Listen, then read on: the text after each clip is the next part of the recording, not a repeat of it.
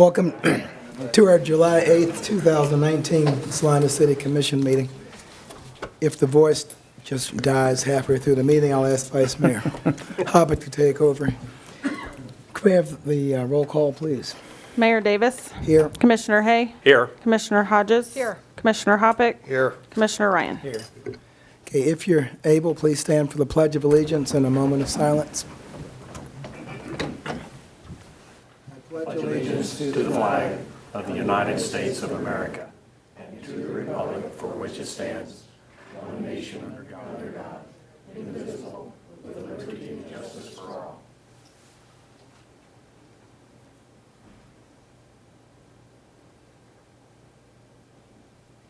Thank you.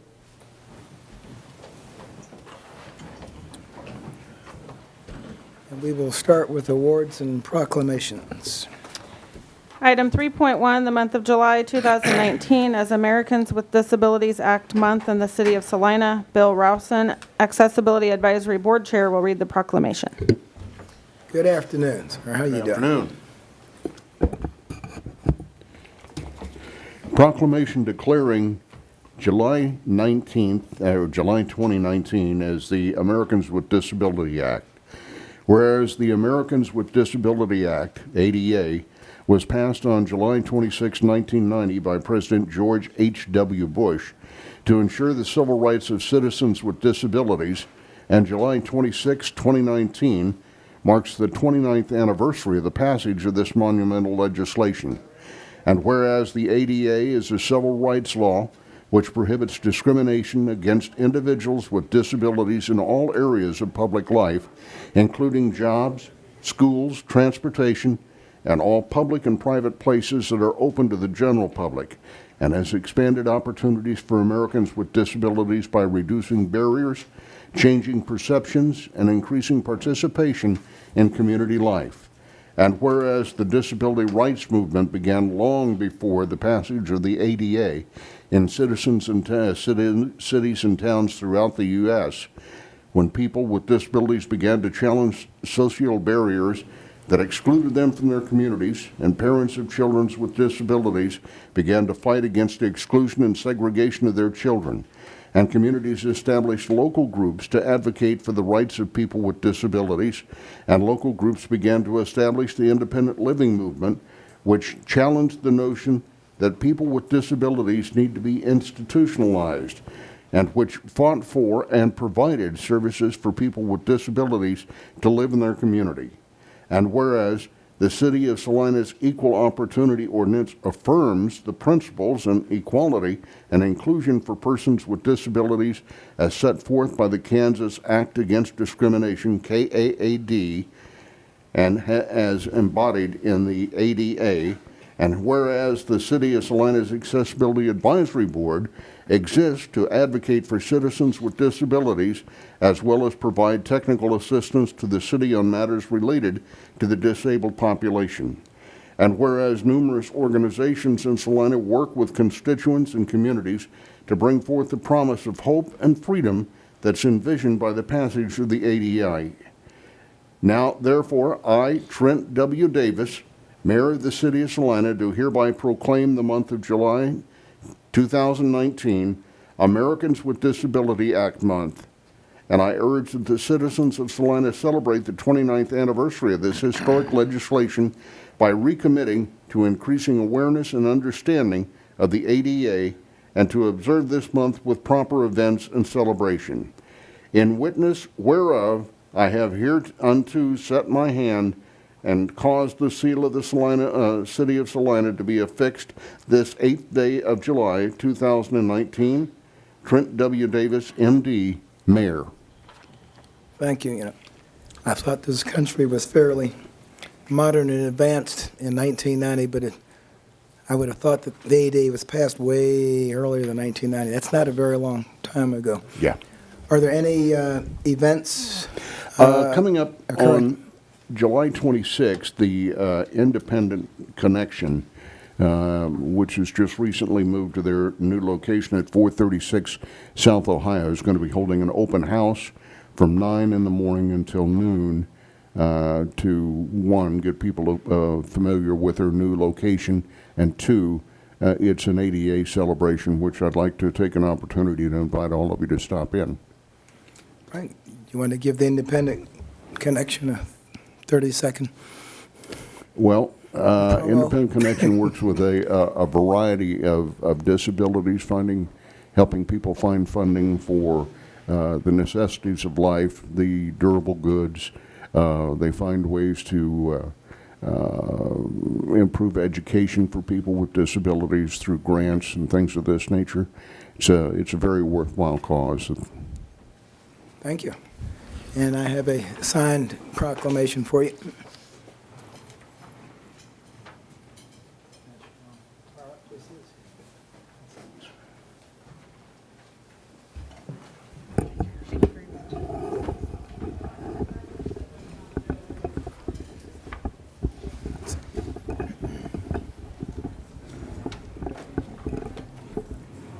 It's time now for our citizens forum. If there's anyone who'd like to address the commission regarding a topic not on the agenda, please come up to the podium, and may I ask that you limit your comments to 5 minutes.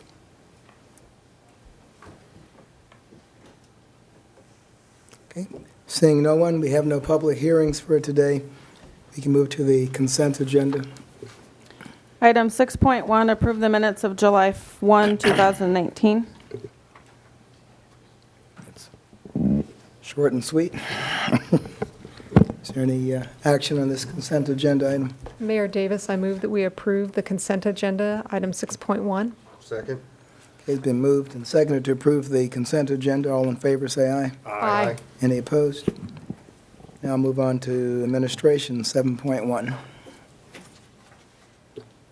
Item 7.1, second reading ordinance number 19-11007, unconditionally approving the issuance of general obligation bonds by the Salina Airport Authority for the purpose of financing the cost of certain capital improvements located at the Salina Regional Airport and Airport Industrial Center. And I don't believe we've received any comments, and there's any changes that staff thinks we need to be aware of. All right. And any, or so, Mr. Rogerson, or some, any other information that you wish to share? Thank you. Any questions or comments from the commission or from the public? Okay, bring it back to the commission for action. Mayor Davis, I move we approve ordinance number 19-11007 on second reading. Second. Been moved and seconded to approve ordinance 19-11007. We have a vote by roll call. Commissioner Hay? Aye. Commissioner Hodges? Aye. Commissioner Hoppick? Aye. Commissioner Ryan? Aye. Mayor Davis? Aye. Motion carries 5-0. 7.2. Item 7.2, first reading ordinance number 19-11009, approving the Feast on the Fae as a special event and authorizing the sale, possession, and consumption of alcoholic liquor within the boundaries of barricaded public areas at such event. Mr. Andrew. Thank Hey you, there. Mayor and Commissioners. What you're considering on this item is whether to approve an ordinance that would approve the Feast on the Fae as a special event that would authorize the consumption of alcoholic liquor within the boundaries of a barricaded public areas at such an event. And the planned location is the 200 block of South Santa Fe. And back in 2010, the Kansas legislature first approved an amendment to the Liquor Control Act, which deals with the consumption of alcoholic liquor in public. Up until that amendment, there was a prohibition on the consumption of alcoholic liquor on public streets and sidewalks. That amendment allowed for the consumption of alcoholic liquor at a special event that was held on public streets. Prior to that change, temporary permits for outdoor beer and wine sales were limited to private property. The change that was made allows alcohol consumption to occur now subject to local governing body approval if it occurs on public sidewalks or streets. The Director of Alcoholic Beverage Control issues temporary permits for temporary events that are held at locations that don't possess their own drinking establishment license, and those locations are limited to 4 temporary permits a year. Under that 2010 bill, the director of ABC would issue temporary permits for these types of special events, but they first must be approved by the local governing body by ordinance. As you can see, the consumption of alcohol on public property is primarily regulated by the state legislature, and cities have to be responsive to those as they may change from time to time. Sometimes the permitting process is complex with differing rules and different processes that apply to different types of public property. We have attached to your blue sheet a background report that attempts to summarize some of those laws and processes. As recently as this spring, the Kansas legislature removed the term special event and the definition of special event, and now what they're calling this type of permit is a temporary permit for a street, road, or sidewalk event. What did not change is that the boundaries of the temporary permit area have to be clearly marked by signs, a posted map, or other means which identifies the area in which alcohol may be consumed. And so that's what we're depicting there in the shaded area. That is the licensed area, or the area where alcohol may be consumed. And the state law prohibits removing any alcoholic liquor from inside the boundaries of that special event area. So, under the application process, the event organizer must specify the streets and sidewalks that will be closed, the geographic area in which the event will be held, who will be providing the alcohol, the hours of the event, and a general safety security plan. And so those have been provided for you by the local food foundation. Back in 2012, the commission adopted a resolution that provides guidelines for consideration of these types of applications, and that resolution is still in effect. And so, in addition to state law, we have a local ordinance that says no person shall drink or consume alcoholic liquor on public streets or inside vehicles except that alcoholic beverage may be consumed at a special event held on public streets located within Business Improvement District Number 1. This is located within Business Improvement District Number 1. This is the 4th year that this event has been held. I believe the first year in 2016 there was no alcoholic beverages served, and then since that time they have incorporated that into their application. But it's the local Food Works Foundation has submitted a special event permit application for what has become an annual event. The event will be held on Saturday, September 14th, 2019. The plans are for Feast on the Fae to be held, as we noted, in the block opposite the Arts Center in First Bank, Kansas. And the goal is to promote local farmers and local food. They're wanting to close this section of Santa Fe here. And I would note in our report, we indicated that setup would begin at 2:30. They would prefer to begin setting up at 12:30. The drive-through for the First Bank, Kansas closes at noon, and so that was the only matter of concern about closing the street. In case of rain, the Food Works Foundation plans to hold the event inside the Arts Center warehouse on South 4th. While they will need a temporary permit from the state, as that is not a licensed drinking establishment, there is no city commission approval needed for the rain-out location because it is on private property. So the ordinance as before you only addresses the location within South Santa Fe, and the local Food Works Foundation is requesting that you as the governing body approve the attached ordinance identifying Feast on the Fae as a special event and authorizing the sale, possession, and consumption of alcoholic liquor within the boundaries barricaded. Your options at today's meeting would be to approve the attached ordinance approving Feast on the Fae as a special event and authorizing the sale, possession, and consumption of alcoholic liquor within the barricaded area proposed on South Santa Fe.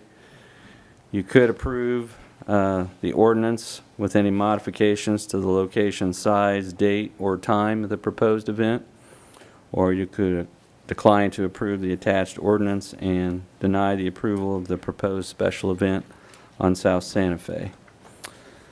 With that, I'd be open to any questions that you have on our report. We do have representatives of the foundation here who helped plan and organize the event, so I would defer any questions about that to them.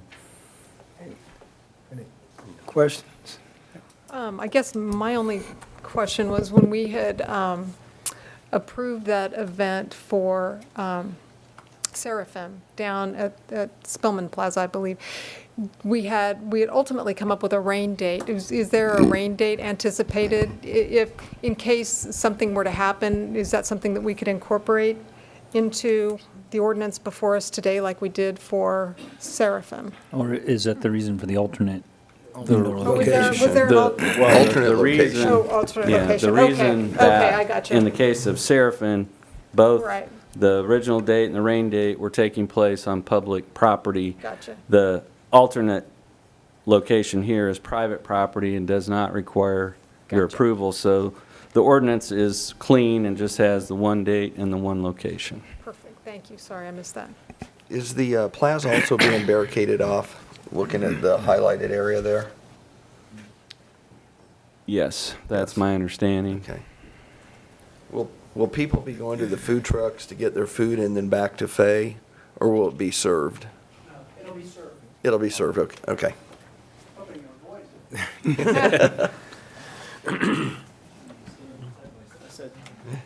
30 years of school board meetings, I'm kind of having flashbacks. I'm Mike Suter at 450 South 8th, so thank you again, and thank you for your support and the staff. It's done a great job. After 3 years, we're getting better at giving them the information they request, so we appreciate the help. So that plaza Yes. it'll be blocked off on the end, then you can only get in from one side of Correct. Santa Fe or the other side? That's correct. Okay. We I was limit just- access because of the alcohol thing. I was curious in which creative method would connect serving alcohol with our strategic plan, but I think it's been done. Thank you. Any questions from the public? In that case, bring it back to the commission. Thank you. Thank you. Mr. Mayor, I'll make a motion that we approve ordinance number 19-11009. Second? Okay. Moved and seconded to approve ordinance 19-11009. This is first reading. All in favor, say aye. Aye. Any opposed? Motion carries 5-0. And this will be back for second reading next Monday, I'm assuming? Yes. Okay. 7.3.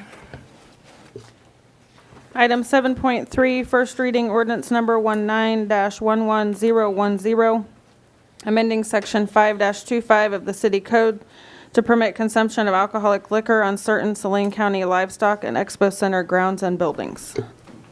Thank you, Mayor and Commissioners. This also involves regulation of alcoholic liquor, and we tried to expedite this, thinking maybe that would avoid confusion of doing it on a different timeline, and you're wondering, didn't we just talk about this a week ago? So hopefully we were helping with avoiding the confusion, not creating it. But it relates to amending our ordinance that specifies locations owned by the city that it's permissible to consume alcoholic liquor. And so if you, the state statutes are very complicated in terms of the way they regulate them and the way they refer to cereal malt beverage and alcoholic liquor. But if you recall, under state statute, there's a prohibition of consumption of alcoholic liquor generally on public property. But there is an exemption that cities can specify particular properties where it is permissible. And we've done that by ordinance. And as you recall, we technically continue to own and have title to the Expo Center grounds, even though we lease them to Saline County. And so that qualifies as publicly owned property. In order for alcoholic liquor to be consumed there, it either needs to, each event needs to be issued a standalone permit, or we need to amend our ordinances to make it permissible in that location. And then to complicate it further, the state recently changed regulations as it relates to cereal malt beverage and enhanced cereal malt beverage. Cereal malt beverage is defined as cereal malt beverage or beer with an alcohol content of 3.2% or less, and then enhanced CMB exceeds 3.2 up to 6%. And most recently, then, the state amended the law to allow CMB retailers with a valid license to sell not more than the enhanced CMB, up to 6%. So what we're hearing now is that's where the market's at, and that's what you're able to purchase locally. It's difficult, if not impossible, to purchase what used to be CMB, or I always referred to it as near beer growing up. But so now there's a focus on wanting to be able to purchase and then sell and consume enhanced CMB. And as the blue sheet indicates, we found ourselves with a little bit of an unintended consequence by way of state statute that it may actually be permissible to sell CMB on city property, just not consume it, which kind of defeats the purpose. So what we're bringing to you is an amendment to address the property that we own and lease to the county. And suffice it to say that our current code elects to and take advantage of that exemption in the statutes and list very specific locations of city-owned property where it's permissible to consume alcoholic liquor. Currently, that's Dean Evans Stadium at East Crawford. The sign, it says Bicentennial Center in the ordinance. It should say Pizza Event Center. In fact, we might want to make that amendment between first and second reading.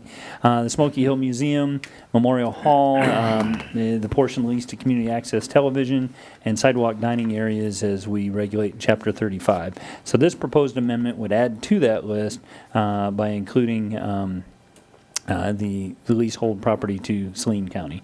We also then have provision for special event type permits that can be approved by the city manager in certain locations. And staff had to make a decision of whether we wanted to just blanket approve the activity at the Expo Center or whether we wanted to do it on an event by event basis.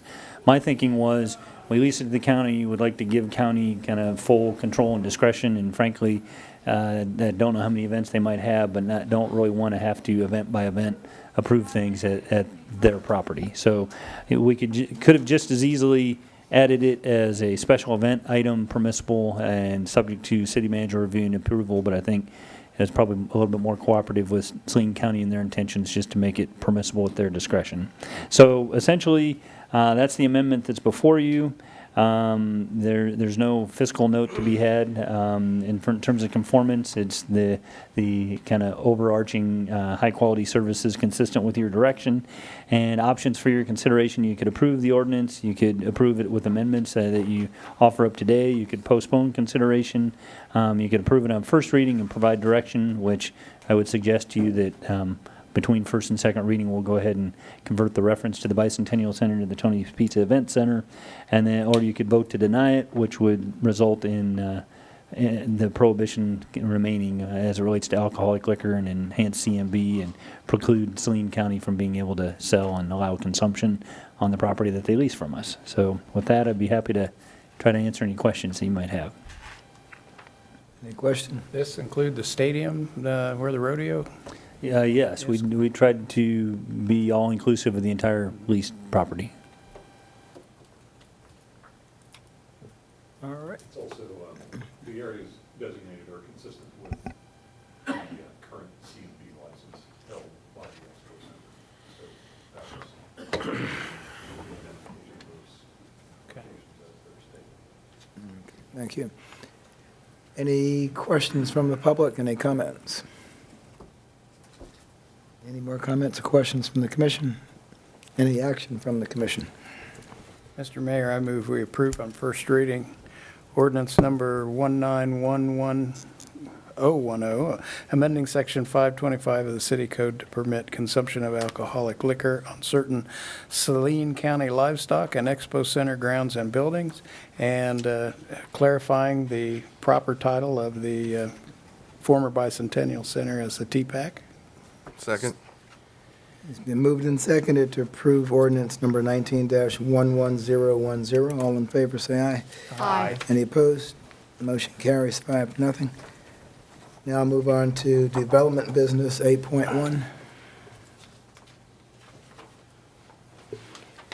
Item 8.1, resolution number 19-7719, authorizing the mayor to execute a sidewalk cafe license agreement with JKSK Corp., authorizing the placement and construction of an outdoor sidewalk dining area in Strand Plaza abutting the Barolo Grill at 112 South Santa Fe Avenue. Mr. Andrew, welcome back. Thank you, Mayor and Commissioners. This topic also deals with the consumption of alcoholic liquor on public property.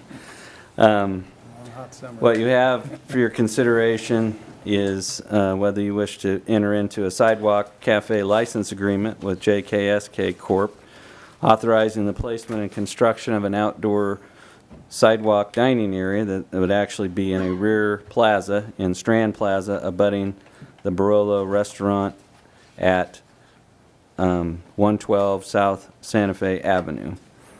Back in 2014, the Commission asked staff to review the possibility of allowing the consumption of alcoholic beverages along public sidewalks as an extension of restaurant dining in the core downtown area. That was carried out through both an ordinance and a resolution that had a set of administrative guidelines or regulations to govern sidewalk dining in Business Improvement District Number 1.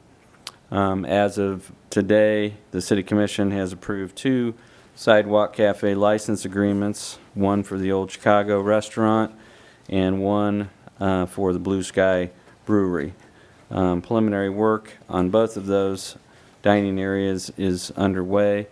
This is the first request that the Commission has reviewed that involved dining on a public plaza. And so to submit an application for this type of request, there's a need to submit a signed license application, submittal of an application fee, a certificate of insurance, and then a site plan indicating the proposed location for the outdoor dining area. And the review process is that the applications are filed with the city's planning division and referred by the zoning administrator to the design review board for review and comment. So there is first a review by the design review board, and they make a recommendation to you as the city commission, which then you review the application that you're doing today. If the request is approved, the license agreement can be renewed for any subsequent year the dining area is in operation. But there is a renewal that needs to be made each and every year. We don't have one up in operation yet that's ready to renew, but both of those that have been approved would have to renew to keep operating. And then city staff is responsible for coordinating compliance and monitoring conditions at those sidewalk dining locations. In the ordinance, there were some criteria that were adopted that the design review board and you as the governing body are supposed to look at. One consideration is whether the agreement and the proposed dining area would comply with all applicable provisions of the ordinance and the administrative regulations, whether you think it will contribute to the welfare of the public by increasing vibrancy and appeal in the downtown area, whether you think as proposed it would cause injury to the value of other property, and then to make sure that it will result in unobstructed use of the public sidewalk system. The size cap that was adopted in the ordinance is 200 square feet. The Blue Sky dining area is slightly under that amount. The dining area for the Old Chicago is a little over 400 square feet. And there's a provision in the ordinance that it cannot exceed 200 square feet unless the City Commission otherwise approves the application and executes the agreement. We have reviewed this proposal, and we find that except for the size, which is 608 square feet, the Barolo Grill sidewalk dining area complies with all other applicable provisions. So the layout you see there has 10 tables and a seating capacity for 30 persons. The total occupied space is 608 square feet. It's bordered on the north and the east by the physical restaurant building. The plaza you see depicted there is 50 feet wide from east to west, and this would occupy about 32 feet of that. And just by way of comparison, we have 50 feet behind the building here on a typical sidewalk area along Santa Fe. You have 16 to 17 feet of width. And so there is a plan for a 4-foot tall ornamental steel fence. There's some discussion, and they would have the discretion. The fence, barrier fence, can range anywhere from 3 to 4 feet. 4 feet's the maximum height, 3 feet is the minimum. So they would have some discretion to adjust within that area. There was some discussion at the design review board about the footings and how this would be attached. And we were mistakenly provided a detail for how you would anchor a fence to bare dirt, not to concrete or tile. And so the plan that the design review board reviewed was for a surface-mounted anchoring system, which was consistent with what Old Chicago and Blue Sky Brewery had been approved to use. And so it's essentially a surface-mounted bracket that rests on the surface of the sidewalk and has removable anchor bolts. And so that allows for the fence to be removable and not make it a permanent attachment to the plaza area. There's a plan to use outdoor rated furniture, 2 and 4 chair tables. The material is primarily aluminum for outdoor use. There's no plan for any umbrellas or benches, anything within the dining area. They do plan to string some lights over the area from the plans that we've reviewed. The light strings are not going to be attached to any city-owned fixtures or properties. They're not planning any exposed or internal heating devices. They do plan a couple awnings at the back of the restaurant. And so on June the 13th, the Design Review Board reviewed this request. They voted 4-0 to recommend to you that this application be approved, subject to 5 conditions. Those 5 conditions are essentially a restatement of the administrative regulations that we currently have in place. We would make note that condition number 5, or that current regulation that we have in place, is not, and we've discussed in the case of Old Chicago and Blue Sky, that it's not really a practical regulation, because it essentially assumes that you would put a floor drain or some sort of direct sewer connection within the outdoor dining area. That is not practical or desirable, and so we're going to work with the city manager to come up with some alternative language there.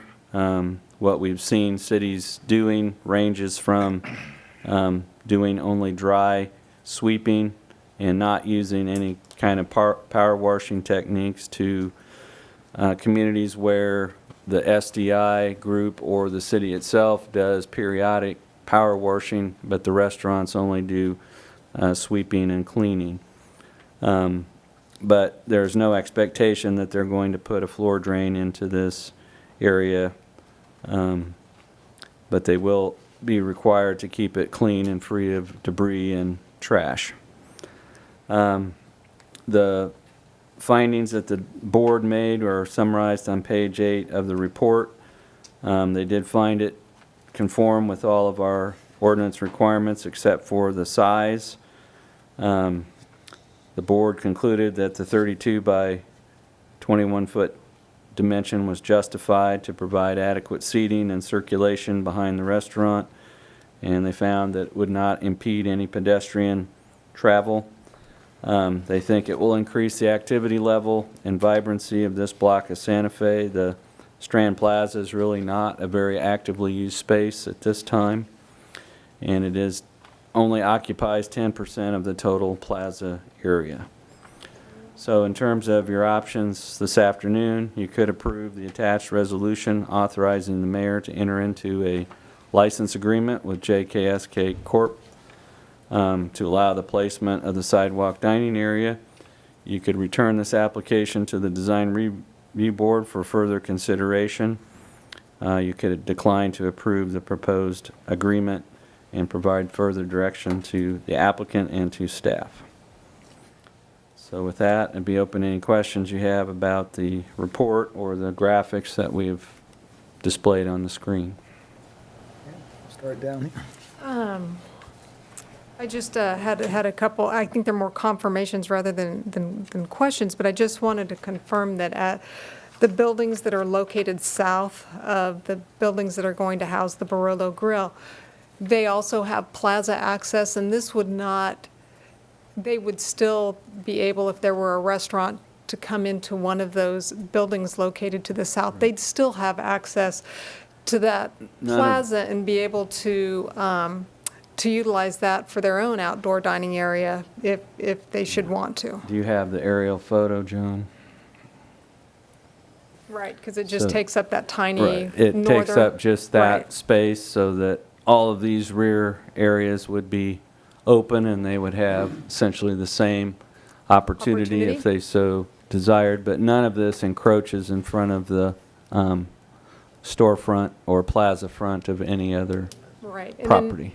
And then my other question is, and I think I saw it mentioned in the materials, will JKSK then be assuming responsibility for the planters located within the dining area? I think there are a couple of, There's They a tree will- in there. there's a tree, and then there's a couple, I think, on either side of the So doors. this is essentially turning that area over to them them. for their Okay. maintenance and responsibility, so they are, the license area agreement is essentially turning that area over to them, so that will become, the expectation is for them to maintain the planters and to maintain the vegetation. And if they didn't wish to do that, they would need to come back and get the agreement modified. But that is the expectation. So they're Just so- responsible for anything basically going directly east along, from their property line, as far as the plaza. Because the seating area doesn't correlate to the full frontage of their property. Correct. Right. Can you go back to the aerial photo, John? So this is the area that's being turned over Right. to JKSK Corporation, so they're responsible for maintaining everything within that area. Just Just so we're inside. clear, there's just the one. There's one Yeah, that that's- adjoins, but there's one in the center with a tree in it, correct? Correct. So the city's still responsible for everything except for the one inside the area? The plaza Yes. area? Yes. I take that back. There is one in the corner as well. Right, there's a But the- couple There, of kind of. this yeah. area Along the here middle, is exactly. within the licensed area. This is just on the edge of it, and then that is Right. inside it. So the tree and the plant are adjoining the building, but not the one just outside the area adjoining the alley walkway. If this is outside the licensed area, which according to our drawing it is, then that's the city's Okay. planter island. That's part of the reason for the fence, is that fence defines the area that is being turned over to them. At least from the idea of the state ABC, is that they are saying that through the license agreement, the city is essentially turning what is public property over to private use, and there it's not subject to the restrictions on alcohol consumption on public property.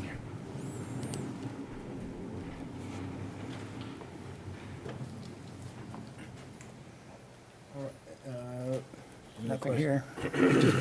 What would be the other options for cleaning food debris off of the patio if they're not going to use a hose?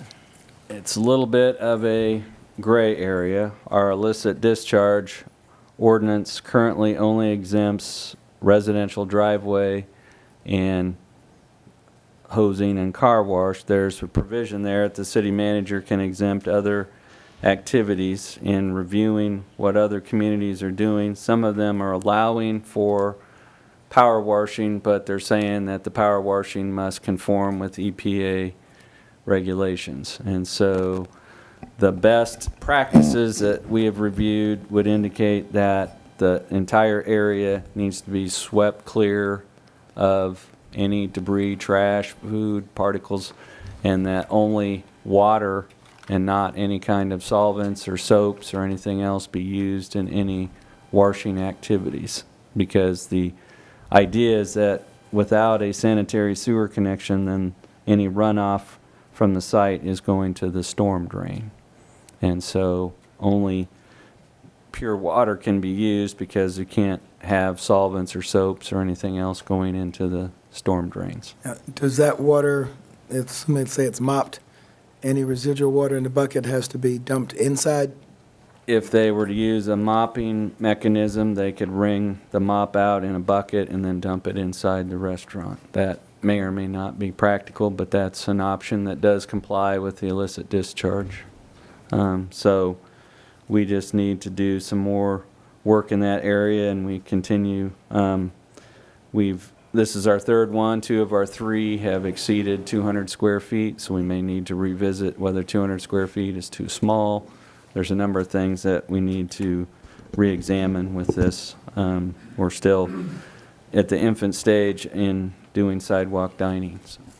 And I can say, as part of the downtown arts and entertainment ordinance process that we're going through, we are looking at incorporating the downtown outdoor cafe licensing as part of that.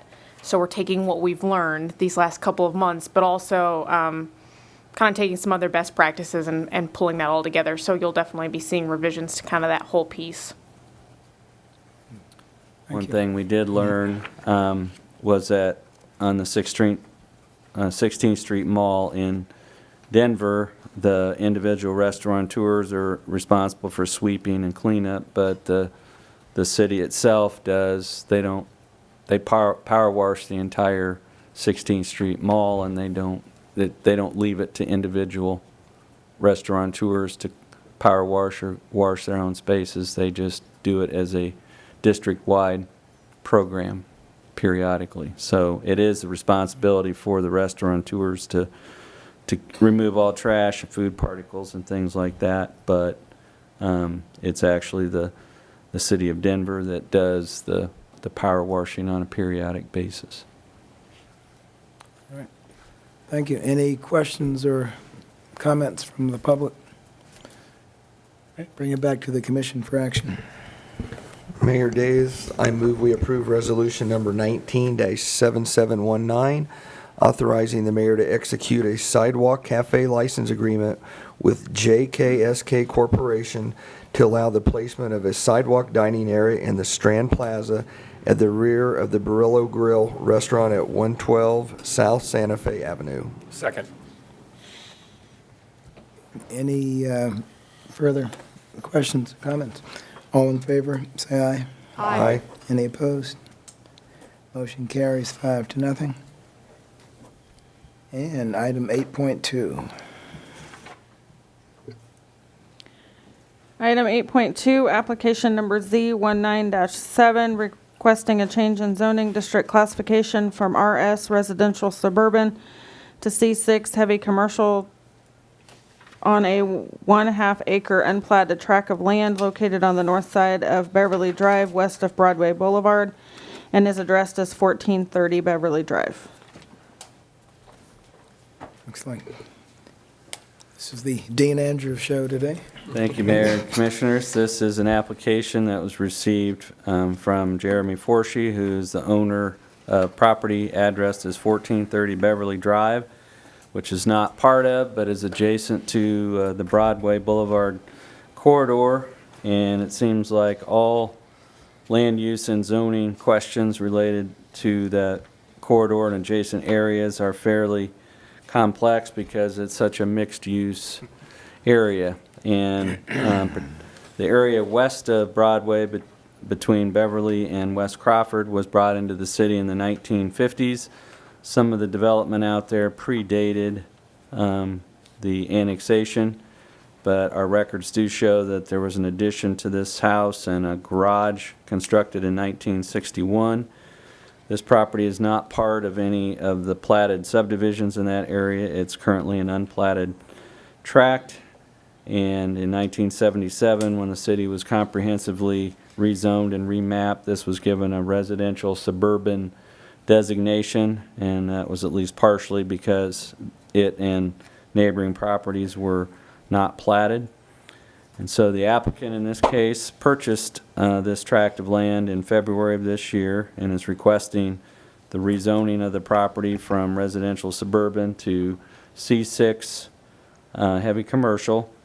And the desire is to construct a storage building that would be used for materials and equipment associated with his maintenance of residential rental properties in the city.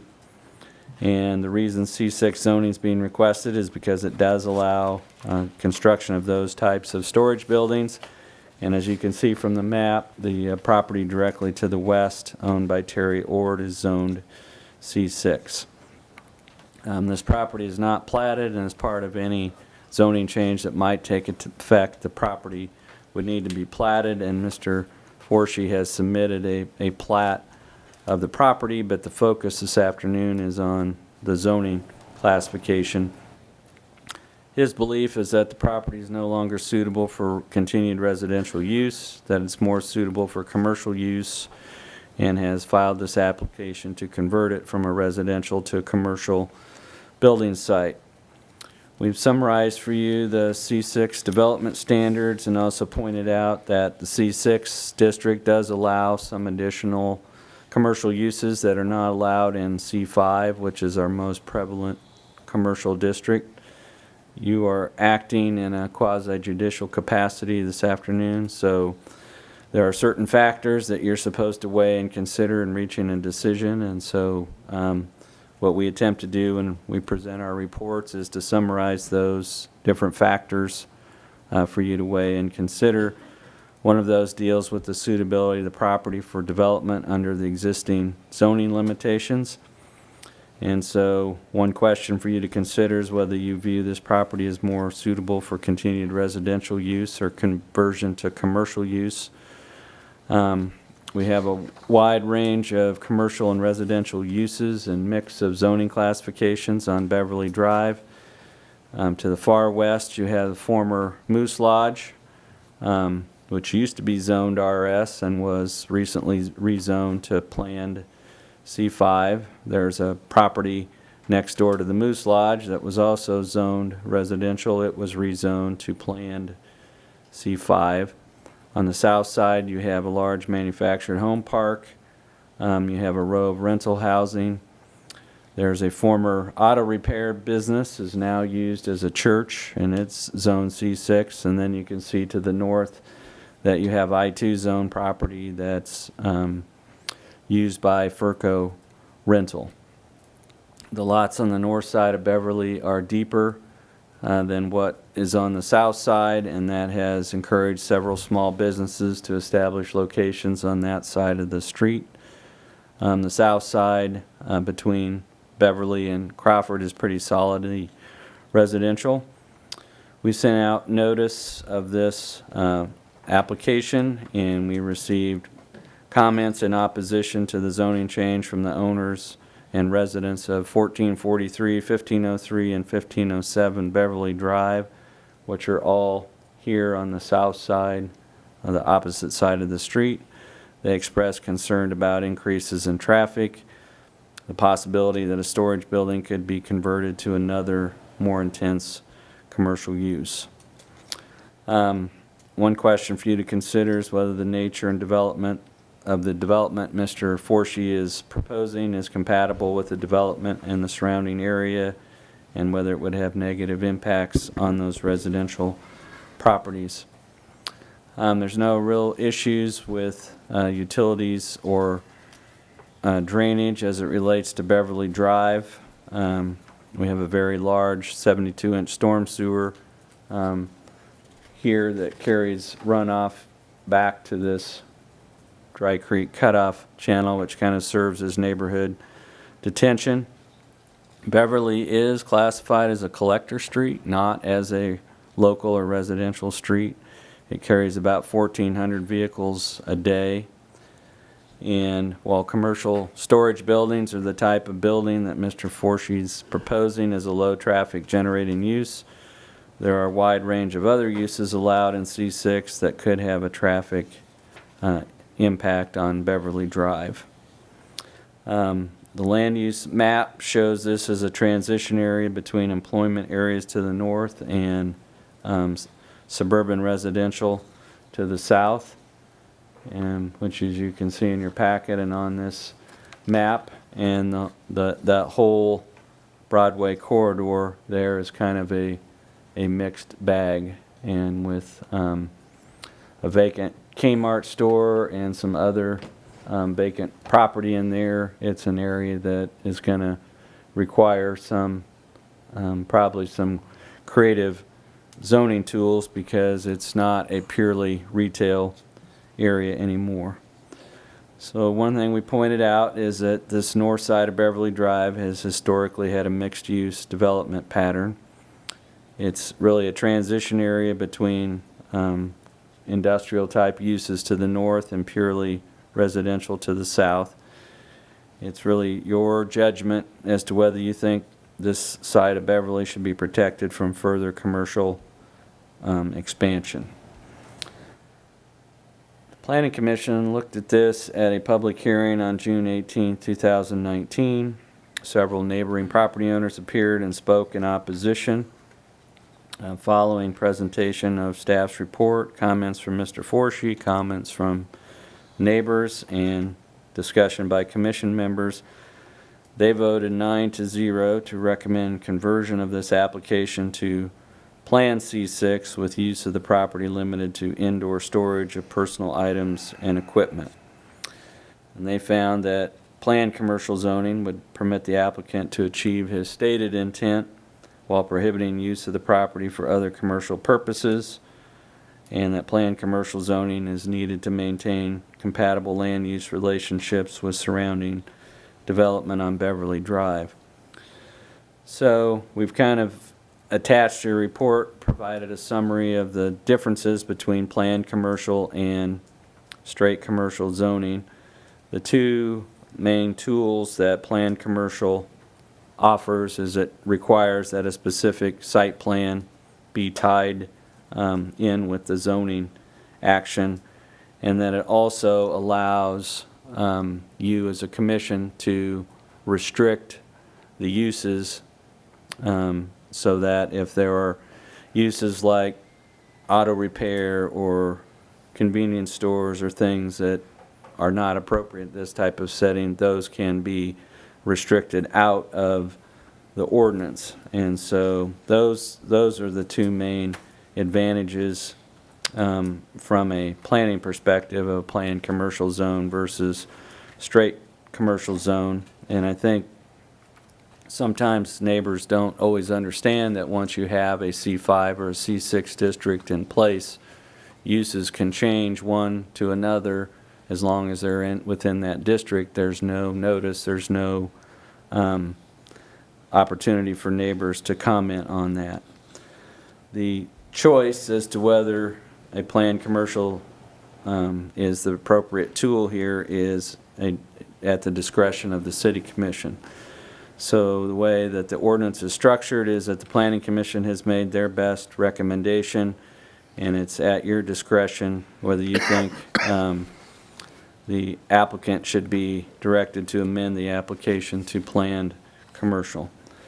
So your options are to concur with the Planning Commission and direct the applicant to amend the application to Plan C6. You could refer this application back to the Planning Commission for reconsideration, stating your reasons for disagreeing with their original recommendation. You could overturn the recommendation of the Planning Commission and direct staff to prepare an ordinance that would zone this property straight C6, or you could overturn the recommendation of the Planning Commission and decide that RS zoning should remain in place. You could do that at today's meeting with 4 affirmative votes. So with that, I'd be open to any questions that you might have. Well, I'll let you look over. I just got one, the houses on the south there they came in and protested or gave their opinions on, not, are they homeowners or are they just renters in those? They are both. In one case, it was a property manager. In the case of the people that appeared at the planning commission meeting, those were both owner occupants. But one of the protesters was a property manager for some properties on the south side of Beverly Drive. And then the only other one I got, you said that if we would agree with the Plan C6, that we wouldn't have to, the residents wouldn't have to worry about a service station garage or something put in there on that. All they would have to. You could approve a Plan C6 that only allowed a personal storage building, and in order for it to change to anything else, they would have to apply to amend that Plan C6 district, which would require notice, a hearing, and coming back to you to change it. Okay. And the properties, I guess that's going to be to the east, those are houses that folks are living in now? These are houses here, yes. And those are occupied? Yes. Will the house that's on that lot remain? It will be removed? It's my understanding it would be, everything would be removed and be replaced with a new commercial storage building. And the size of the commercial storage building is, again? I don't know if Mr. If we Forsey's gotten that far, have that. but I would let him respond to that question.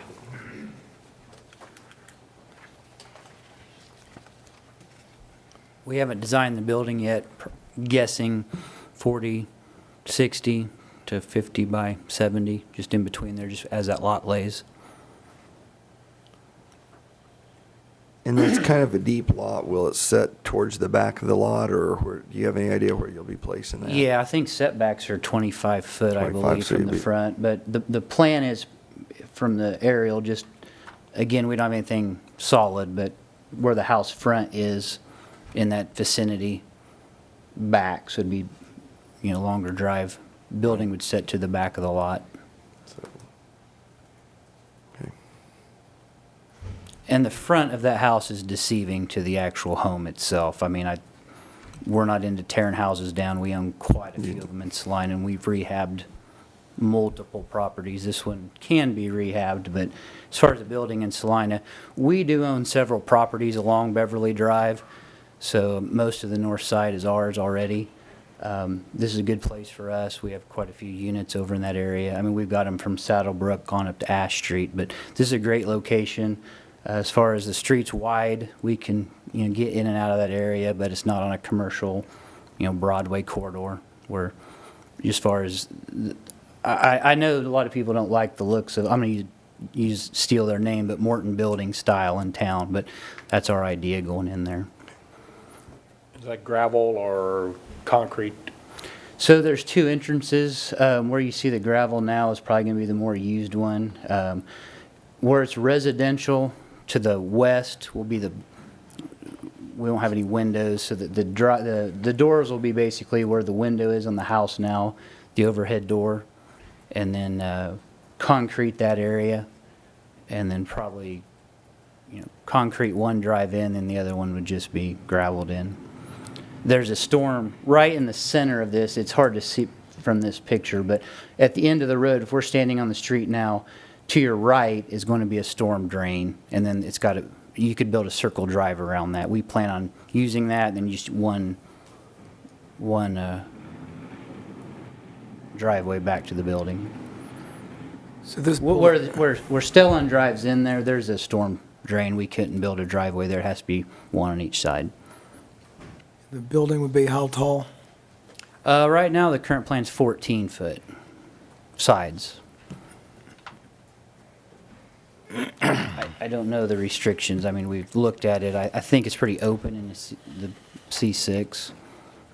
And what's?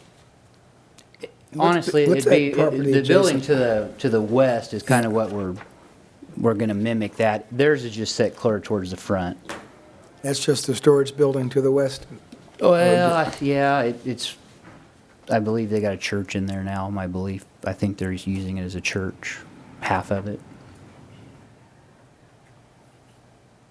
That's Mr. Ord's property, Terry Ord's. Okay. Any other questions? Maybe for, Thank you. maybe for Mr. Andrews, I guess the PC designation will help the staff to work with the applicant to deal with the drainage issues that were. So that's the property to the west? That Yeah. is, that Okay. was, Mr. Ord has an auto repair business out on Centennial Road now. Before he moved out on Centennial Road, this was Ord's Auto Repair. And when he relocated on Centennial Road, it's been used for a number of things, but it's currently used as a house of worship. And is that just a regular house west of it? It is, yes. Yeah, those are zoned R2 and they're duplex units. But it's, if you drive on Beverly Drive, it is a very mixed bag. But one of the things about the planned commercial, again, is that you, as a governing body, will have the final, if you think the building's too close, you can require it to be moved back. If you think it's too tall, you can require it to be lowered in height. You will be the final, you will see a site plan and a building design, and you will decide whether you think that is compatible if you choose the planned commercial option. Okay, comments? No, sir. I guess my only comment in the plan commercial may be the way around it is, one way you make an area less likely to be developed residentially is to keep putting more and more industrial uses in. So it becomes a self-fulfilling prophecy. The more you put in, obviously, the less likely anyone's going to want to develop it or keep it residential. That looks like it's a pretty solid residential neighborhood south of there. And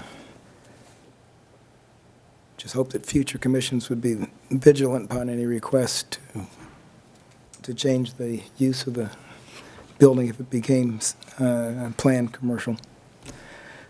But thanks for letting me say that. And any action from the commission? Mayor Davis, I move that we concur with the finding and recommendations of the Planning Commission and direct the applicant to amend this application to Planned C6 zoning. Is that the way it needs to be worded? Yep. Sorry. I believe so. Okay, great, thanks. All right, it's been moved and seconded to direct the applicant to amend the application to Plan C6. All in favor, say aye. Aye. Any opposed? Motion carries 5-0. Any other business? I got a couple of things. Yes, sir. Number one, I was wondering if we could get an update on the police training center. I mean, we haven't heard really anything Sure. in the last several months since we've Chief Nelson hashed it assured out. me at the beginning of study session that I have the masterpiece of all think it's on, coming masterpieces up. of draft staff reports. Same way. The bid request went out in June, I think June 24th, it was the third week in June. We had a pre-bid meeting last Tuesday. I don't remember if there's 3 or 4 general contractors, but 3 or 4 general contractors and about 12 subs. I don't know for sure what that means, but at least somebody was there. And then the bids are being opened July 16th, so I'm either going to be a very happy chief or sad back here, but we'll see. I mean, the architect in Kansas City still feels very comfortable. We're going to be right at what he's been saying for a couple of years now. But again, I won't miss the opportunity. We spent a couple $100,000 on other sites, just to keep that in mind. And that's in the blue sheet too, exactly how much we spent investigating other sites for this. So if it comes in, we have to take into account that we have spent that. Well, I would like you to. But I'm hoping for good things on July 16th. All right.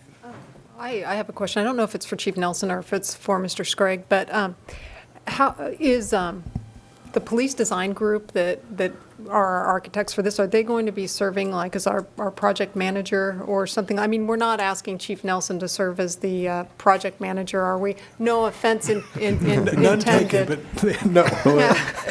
The good question, we've had quite a bit of conversation about that.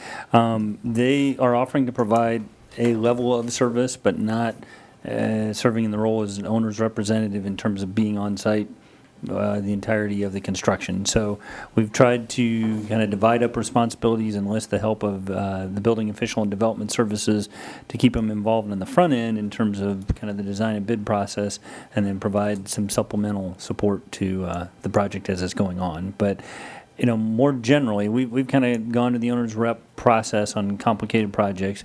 More typically, the American Institute of Architects standard agreement kind of identifies the role of the architect or the designer to provide oversight, but it's selective, isolated oversight. It's not continuous oversight. So we're trying to supplement that with some staff expertise, but and I'm putting a lot of faith in the architects, but this is all they do. And they tell me, they've said it repeatedly, this is a pretty simple building. It's really, if you remember, they say it's two buildings. It's the actual training center attached by a common wall to the actual range. So it's actually, but the actual training center portion itself, he says, is a very simple building. The range, of course, the actual targets and such, that's getting pretty specialized, but that's why it's got, there's only so many companies that can do that in the first place. But he seems to think it's a pretty simple building to build, so I'm putting a lot of faith that he knows what he's doing. They know what they're doing. I trust him. It's just if the field house has taught me anything, it's not all on the architect. It's what's happening on the site day to day, and whether or not the engineers and the architects' specifications are being followed. And so anyway, I think thank you. excuse me, I'm sorry, Commissioner. No, The Police Facility Design Group, I think, because they only build public safety, I think they have a very strong desire for this to go right too. And they've been engaged with us for 3 years now, and I've been very pleased with them. I don't know what my frame of reference is, but I've been very pleased with them. Any question I ask them, especially the architect, you've met him a couple times, Matt Beesman, he responds back and emails in like 5 minutes, which is amazing. And he's been very beneficial to me over the course of these last couple of years. And since you're still standing up there, I want to say thank you very much to the Salina Police Department and Officer Rupert and the group that put on Fishing with a Cop this weekend. I attended with my grandson. There was over 100 young children there, kids, and it was outstanding. Great weather. They caught a lot of fish. They did. And they caught some pretty good sized fish. So even though Lakewood was up and had a little bit of problems on trying to do some fishing, you guys did a fantastic job, and thank you guys so much for your involvement in that. I appreciate that. I think that was our 4th year doing that at Sergeant Rupert, and like I said earlier, I think he should be work for some charity organization later on, because the gifts he gets for the kids is amazing. I don't know how many you've seen pictures, but every kid pretty much gets something every year at these fishing, including a fishing pole, a tackle box. I mean, everybody that comes gets something. So I appreciate those kind words, and I will pass them on to Sergeant Rupert. Thank you. And the only other thing I got is maybe we can get an update on the Iron Street house. Have we heard anything at all? I'm sorry, on the what? The Iron Street house, the one that had the asbestos and had to have it rebid and. A significant amount of asbestos, kind of above and beyond our normal. So what we've been doing is working with Clark Mize Linville to kind of get some standardized language that can be used for these types of asbestos bid contracts. So I think that's been finalized. We've also been working with Troy from facilities, kind of standardizing that. So I think we're about there, and we should go out to bid soon. I'm looking at Greg. He's not saying anything else. So yes, we are close to going out to bid. Thank you. Yeah. And one final piece from me, Joe prompted me, I would like to thank Lauren and her staff because they did an excellent job at the Housing Summit a week and a half ago. I thought it was an amazing event, and I really look forward to hearing the summary because I thought you had a lot of very motivated, very well-intentioned, very thoughtful people and really good organizations there. So thank you for facilitating that conversation and getting all those different people together in the same room to discuss. You guys did a great job. But the most fun was at the fun day in the park Saturday. Parks and Recs did a great job, the municipal band. It was, and the weather, it just stopped raining like an hour beforehand, and it was great. So I know somebody had to get up there early and get all that set up and take it down before it rained again, but it was a whole lot of fun. All righty, entertain a motion to adjourn. So moved. Second. It sounds like unanimous consent. See you next week.